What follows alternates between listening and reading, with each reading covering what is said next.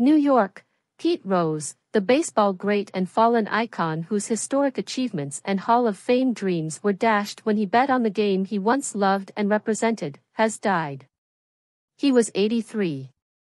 Stephanie Wheatley, a spokesperson for Clark County in Nevada, confirmed on behalf of the medical examiner that Rose died Monday. Rose was found by a family member. According to ABC News, the coroner will perform an autopsy to determine the cause and manner of death, but there were no signs of foul play. Over the weekend, Rose appeared at a signing session in Nashville with former teammates Tony Perez, George Foster, and Dave Concepcion. For fans who grew up in the 1960s and 1970s, few players were more exciting than the Cincinnati Reds number 14 pick, Charlie Hustle. He was a cocky superstar with shaggy hair, a pointy nose and forward-thrusting muscular arms. In the early days of artificial turf, divisional play and free agency, Rose was old school in style, a kind of conscious throwback to baseball's beginnings. Millions will never forget the sight of him crouching and wincing at home plate, sprinting to first base after being walked, or sprinting to the next base and diving headfirst into it. Major League Baseball, which banished him in 1989, issued a short statement of condolence, noting his greatness, grit, and determination on the field. Reds principal owner and managing partner Bob Castellini added in a statement that Rose was one of the fiercest competitors in baseball history, and we must never forget what he accomplished. A 17-time All-Star, the switch hitter helped the Reds win 3 World Series championships. He was the National League MVP in 1973 and the World Series MVP 2 years later. He holds the major league records for most games played, 3,562, and fielding appearances, 15,890, as well as the National League record for longest hitting streak, 44. He was the main man on one of baseball's most formidable lineups on the Reds championship teams of 1975 and 1976, with teammates that included Hall of Famers Johnny Bench, Tony Perez, and Joe Morgan. "My heart is sad," Bench said in a statement. "I loved you, Peter Edward. You made us all better. It doesn't matter how we live our lives. No one can take your place." In a social media post on Monday night, the Reds said they were heartbroken to hear of Rose's passing. But no milestone approached his 4,256 hits, breaking his hero Ty Cobb /S 4,191 and signifying his excellence no matter the notoriety which followed. "It was a total so extraordinary that you could average 200 hits for 20 years and still come up short." Rose's secret was consistency and longevity. In all but 6 of his 24 seasons, playing full-time with the Reds, Rose recorded 200 or more hits 10 times and 180 or more hits 4 times. He batted .303 overall, moved from second base to the outfield and third base to first base and led the league in hits 7 times. "3 things happen every summer," Rose liked to say. The grass becomes green, the weather is hot, PeteRose is 200 hits, bat .300. Rose reached 1,000 hits in 1968 and 5 years later in 2000, reaching 3,000 hits 5 years later. Prior to Hank Aaron, he hit 3,772 in 1982 and moved to second place. The 4,000th hit came off the Phillies' Jerry Koosman in 1984, exactly 21 years after his first. He caught up with Cobb in September. November 8, 1985 and crowned it 3 days later in Cincinnati, in the presence of Rose's mother and teenage son Pete Jr. Rose was 44 years old and the team's player-coach.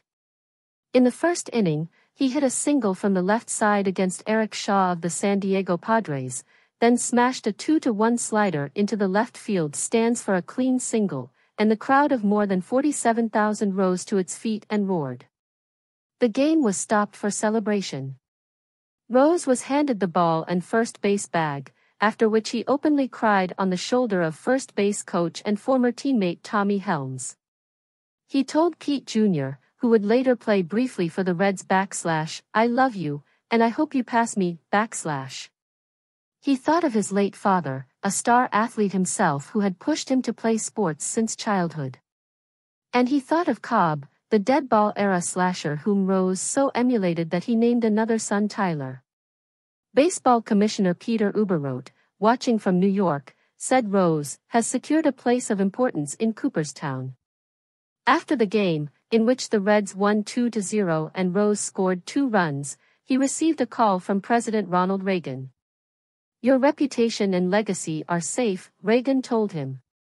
It's going to be a long time before someone stands where you stand now.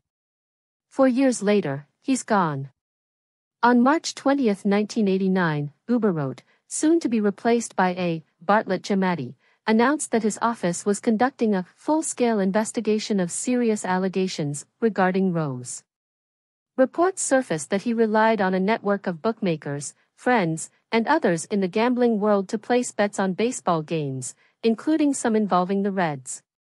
Rose denied any wrongdoing, but an investigation found that accumulated witness statements, along with documentary evidence and telephone records, reveal PeteRose's extensive betting activity in connection with professional baseball and, in particular, Cincinnati Reds games during the 1985, 1986, and 1987 baseball seasons.